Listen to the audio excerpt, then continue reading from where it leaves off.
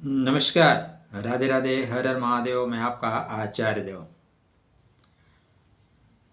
आपको नवीन वर्ष की मंगल में शुभकामना। नारायण कृपा करें, आप स्वस्थ रहें, मुस्कुराते रहें। आपने वार्षिक फलादेश के लिए अपनी कुंडली भेजी है। 28 जनवरी 1946। 46, ठीक है। तो 54 साल उधर हो गए और 24 साल इधर हो गए। ठीक है मित्र। शाम को 4 बजे राजधानी दिल्ली, ज्येष्ठा नक्षत्र में आपका जन्म हुआ है। ज्येष्ठा का मतलब वृश्चिक राशि। ज्येष्ठा नक्षत्र के प्रथम नवांश में आपने जन्म लिया है, इसका मतलब है धनु नवांश। ठीक है।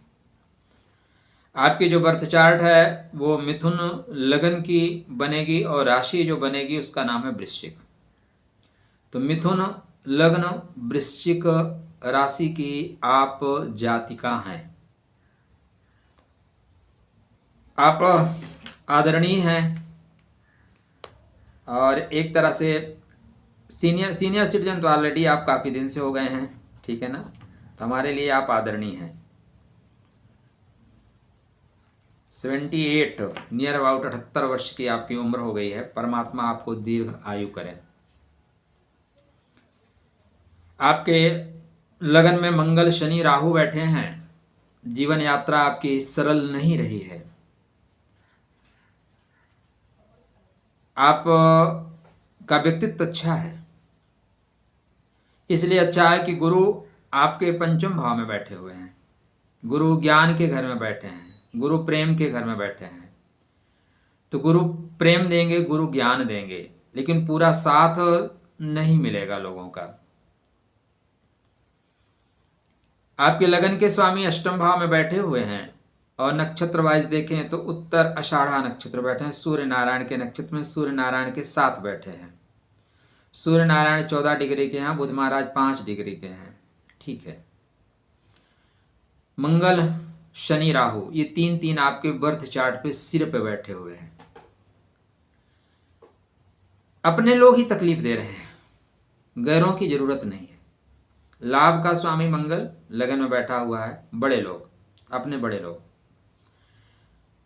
तृतीय का स्वामी अपने से छोटे लोग बैठे हैं अष्टम भाव में, बुध को पीड़ा दे रहे हैं। लग्नस्थ मंगल आपके व्यक्तित्व को प्रभावशाली बनाता है, लेकिन वक्री है। पुनः रिपीट करता है, तकलीफों को रिपीट कर रहा है, परेशानियों को रिपीट कर रहा है, लेकिन व्यक्तित्व आपका मंगल थ्रू आउट अच्छा करेगा। गुरु का प्रभाव लेके चल रहा है।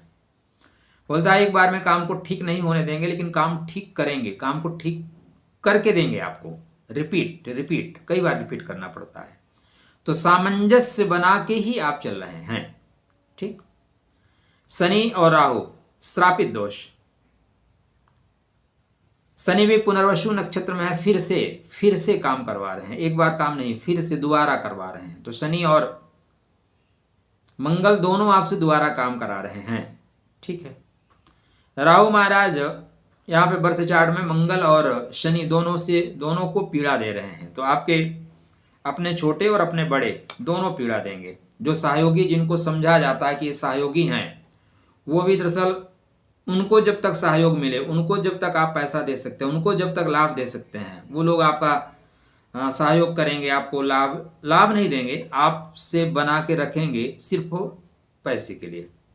जिस दिन आप टका देना बंद कर देंगे, फिर वो बोलेंगे कि अब आप मेरे किसी काम के नहीं हैं। सुख का स्वामी अष्टम भाव में है।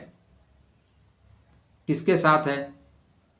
सूर्य के साथ, शुक्र के साथ। तो परमात्मा की कृपा से आपके पास आवश्यक सामग्री अवश्य रहेगी, किंतु उसका सुख का उपभोग आप नहीं कर पा रहे हैं। सुख नहीं मिल रहा है। सुख आपका मृतक है।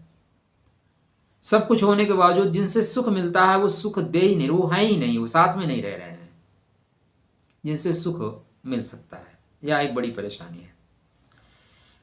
गुरु महाराज आपके यहाँ छत्र योग में हैं और छत्र योग का गुरु जीवन में आपको संभाल रखा है। गुरु ही आपको संभाल रखे, ईश्वर की विशेष कृपा है, वो संभाल रखे हैं। परिस्थितियां विपरीत होंगी लेकिन उनको आप अनुकूल कर ले जाएंगे। चंद्रमा आपके खष्टम भाव में बैठे हैं, धन का स्वामी छठवें घर में।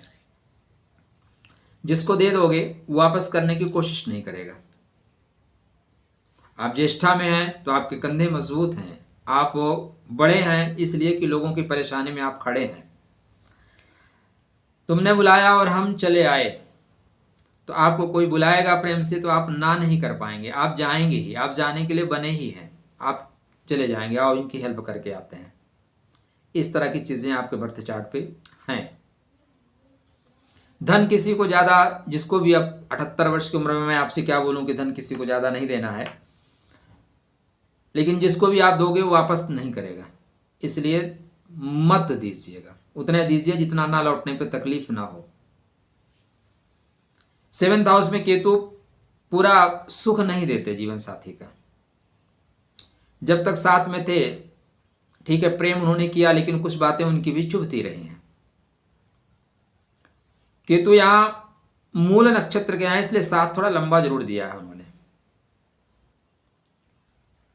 सूर्य बुध शुक्र 3 ग्रह बैठे हैं अष्टम भाव में। सूर्य मतलब अपने भाई, अपने बंधु, अपने सपोर्टर गड्ढा खोद देंगे, सुनना पड़ेगा, वो सुनाएंगे आपको। बुध धन के स्वामी है, सुख के स्वामी, लगन के स्वामी है, सुख के स्वामी है, मित्र के घर में बैठे हैं और मित्र आपस में एक दूसरे से एक्सचेंज करके बैठे हैं। सूर्य शनि और बुध का जो यहाँ पे परिवर्तन योग है आपकी आयु को लंबा बनाता है, दीर्घ आयु करता है। तो आयु संबंधित परेशानी आपको नहीं रहेगी, दीर्घ आयु योग बन जाता है। यद्यपि राहु खंडित करेगा फिर भी योक्त योग है। यहाँ पे शुक्र का अब चले जाना, शुक्र महाराज बैठे हुए हैं जाके अष्टम भाव में। संतान का स्वामी अष्टम में चला गया है। एक संतान को गंभीर परेशानी, गंभीर तकलीफ, वहीं दूसरी संतान का जो स्वभाव होगा वो उग्र हो जाएगा, उग्रता लेके मेरे लिए क्या कर सकते हो, मेरे लिए क्या कर रहे हो। जब आप कर सकते हो तो वो आपके हैं, जब आप नहीं कर सकते हैं तो फिर वो आपको प्रताड़ित कर सकते हैं। ऐसी संभावनाएं बन रही हैं। उनकी अपेक्षा आपको उनके जीवन साथी से ज़्यादा तकलीफ मिलती हुई दिखाई दे रही है आपके बर्थ चार्ट पे। चलें, ये मोटा मोटा आपकी कुंडली का फलादेश था। आपके कुछ प्रश्न आए हैं। साल के दौरान मेरा स्वास्थ्य कैसा रहेगा, किस अवधि के दौरान अधिक ध्यान रखने की आवश्यकता है, शरीर के किस अंग की मुझे अधिक देखभाल करने की आवश्यकता है और इसका उपाय क्या है, वित्तीय स्थिति कैसी होगी। एक्चुअली 2 क्वेश्चन है, एक में 4 क्वेश्चन है, एक में एक अकेला क्वेश्चन है, लेकिन आपके क्वेश्चन बहुत ही परिपक्व हैं। क्योंकि 78 वर्ष की उम्र में स्वास्थ्य से बड़ा कोई धन नहीं है। आप हेल्दी हैं तब आप बिल्कुल अच्छे हैं, हेल्दी नहीं रहेंगे तो फिर सारा धन रखा का रखा रह जाएगा। वित्तीय स्थिति कैसी रहेगी, ठीक है। आपके हम दोनों प्रश्नों का उत्तर 2 तरह से आपको प्रदान करेंगे, एक तो महादशा अंतर्दशा से, दूसरा गोचर से। आपकी जो महादशा चल रही है प्रेजेंट टाइम में, राहु महाराज चल रहे हैं, ठीक है। राहु मंगल का प्रभाव लेके चल रहे हैं।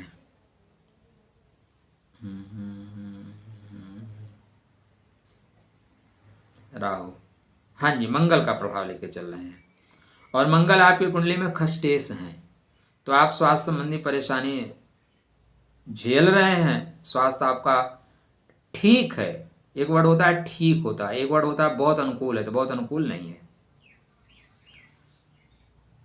29 जून 2024 से लेके 29 दिसंबर 2025 तक राहु में चंद्रमा चल रहे हैं। ग्रहण योग बना के रखे हैं। कौन सा योग? ग्रहण योग। तो ग्रहण योग में मैं बोलूं कि आपका स्वास्थ्य थ्रू आउट अच्छा रहेगा, ऐसा नहीं होगा। इसमें आपको थोड़ा ध्यान रखना होगा। जैसे स्टार्टिंग जब आप कर रहे हैं तो 6/12/2024 से 18 फरवरी 2025, ठीक है। 4/5/2025 ठीक है। 1/8/2025 ठीक है। 1/8/2025 देखिए 14 मई 2025 से थोड़ा सा आपका स्वास्थ्य दबेगा, 1/8/25 तक दबेगा, और 1/8/25 के बाद आपको अपना विशेष ख्याल रखना चाहिए। पेट संबंधी परेशानी, उदर कष्ट। 1 अगस्त 2025 से लेके 2 सितंबर 2025 इस डेट को आप नोट कर लें अपने डायरी में। मैं आपको 3 तरह से बताऊंगा आपका फलादेश, उन तीनों का लास्ट में सम्मिश्रण बता दूंगा। सार सार को गई रहे, थोथा दे उड़ाए। 1 अगस्त 2025 से लेके 2 सितंबर 2025 तक, पूरा अगस्त और 2 सितंबर, तो मान के चलें कि 32 और 33 दिन, 33 डेज। ठीक है। मैं और थोड़ा सा देख लेता हूँ यहाँ पे। केतु महाराज क्या कह रहे हैं। केतु 16 मार्च 28 मई अगस्त 2025, 20 जुलाई 4 वृश्चिक में आ रहे हैं, 21 सितंबर को तुला में। ठीक है। आपकी मिथुन लगन की कुंडली बनेगी और वृश्चिक का फल लेके चल रहे हैं। हाँ डेफिनेटली। अब यहाँ पे श्योरिटी हो गई, आप इसको श्योर समझिए जो मैं बता रहा हूँ। ठीक है ना। एक और आपका मैं चेक कर लेता हूँ, आपके लग्नेश क्या कह रहे हैं इसी डेट पे। लग्नेश आपके 2 नवंबर 15 सितंबर सिंह में।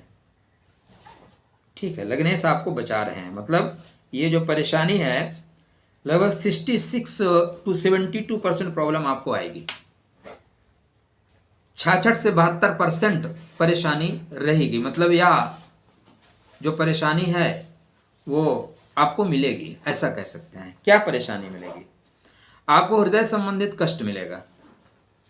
मैं ये नहीं कहता कि हार्ट अटैक आएगा, लेकिन आपको अपने हृदय का विशेष ध्यान रखना चाहिए। इस समय कोई बहुत बातों को हृदय पे नहीं रखना चाहिए। याद रखना मित्रों, इस संसार में जब हम पैदा होते हैं तो खाली हाथ आते हैं और संसार से भी खाली हाथ जाना है। इस जहां को दे के जाना है। वृश्चिक में पैदा हुए हो, मुक्ति के लिए पैदा हुए, मुक्त होने के लिए पैदा हुए हो, परेशानियों को खत्म करके आगे बढ़ने के लिए पैदा हो। तेरा तुझको अर्पण क्या लागे मेरा, दे के जाना है संसार में सब कुछ।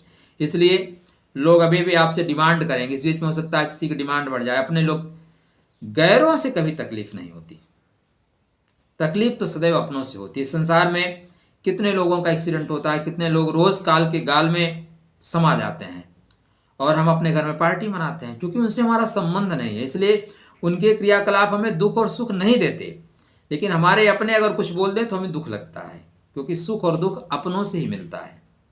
तो यहाँ पे बहुत चीज़ों को इग्नोर करिएगा। इग्नोराय नमः, घनघोर इग्नोराय नमः। इस डेट पे अगर अपने लिए महामृत्युंजय मंत्र का जाप करा सकते हैं तो श्रेष्ठ फल मिलेगा, क्योंकि आप हैं तो संसार है, नहीं आप नहीं है तो संसार रहने की बात ही क्या। संसार में चाहे सोना बरसे किस काम का। तो इस समय आपको हृदय संबंधित कष्ट मिलेगा। क्या क्या उपाय करें? अगर आपने एक ओपेल नहीं पन्ना नहीं पहन रखा तो एक पन्ना पहन के रखिए। पन्ना आपका बर्थ स्टोन है, जीवन रत्न है। रेड कलर के कपड़े आपको नहीं पहनने हैं, रेड कलर के कपड़े बिल्कुल नहीं पहनने हैं। महामृत्युंजय मंत्र का इसमें आपको जाप कराना, श्रेष्ठ फल मिलेगा। या दुर्गा सप्तशती का पाठ करा लीजिए, राहु कंट्रोल में रहेगा, क्योंकि राहु की दशा चल रही है। एक यह समय है जब आपको अपने स्वास्थ्य का विशेष ध्यान रखना चाहिए, हृदय का विशेष ध्यान रखना चाहिए। 2 सितंबर 2025 के बाद परिस्थितियां आपके फेवर में है, फिर वर्ष पर्यंत आपके फेवर में है। एक और टाइम आएगा जहां पे आपको अपनी सेहत का विशेष ध्यान रखना चाहिए। वो डेट आ रही है मैम 21 जनवरी 2025 से लेके 3 अप्रैल 2025 तक, 21 जनवरी से लेके 23 अप्रैल तक। यहाँ पे आपका सर दर्द करेगा, सिर दर्द की शिकायत होगी। उतरते समय, चलते समय बहुत सावधानी से चलें, कहीं स्लीप ना करें। नहीं, अगर आप इधर उधर स्लीप करते हैं तो चोट सीधे सर पे लगेगी, और कहीं लगने ही वाली ही नहीं है, सर पे लगेगी। तो कृपया ये सारी चीज़ें हों उसके पहले आप एक पन्ना धारण कर लीजिए। ठीक है। जब भी आपको मौका मिले हनुमान जी के मंदिर में लड्डू चढ़ाया करें। बंदरों को थोड़ा सा कुछ मिले तो खिला दिया करिए। आप मुझे देखिए, जब भी मैं यात्रा पे जाता हूँ ना, बंदर मुझे मिलते ही मिलते हैं। वृंदावन में गया, वहाँ पे कई जगह जहाँ भी जाता हूँ मिलते हैं, और मैं कोशिश करता हूँ कुछ लेके रखूँ, जो कुछ मिले उनको देते चलो। तो बहुत अच्छा उपाय होगा, जब आप हनुमान जी के मंदिर में जाएं या कहीं इस तरह जाएं, लिए रहिए, कुछ दे दिया करिए, चीज़ें बेहतर होंगी। तो स्वास्थ्य आपका, इन दो बातों को छोड़ दें तो पूरा वर्ष पर्यंत आपका स्वास्थ्य अच्छा रहेगा। एक और पॉइंट मैं कवर कर देता हूँ। 4 जनवरी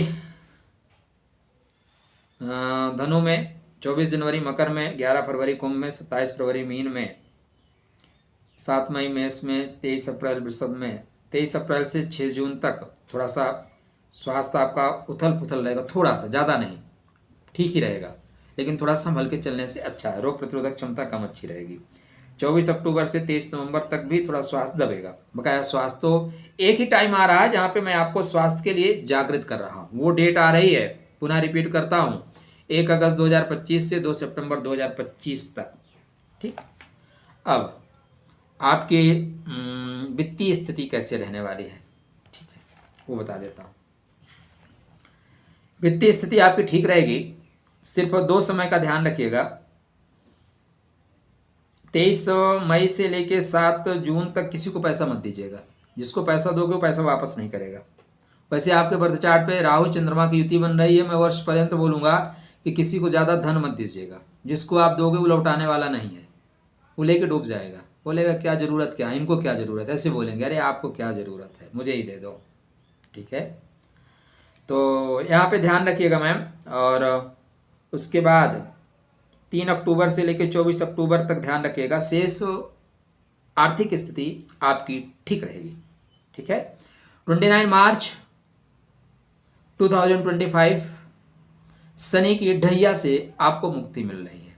और यह शनि की ढैया मुक्ति आपको कई क्षेत्रों में मानसिक शांति देगी।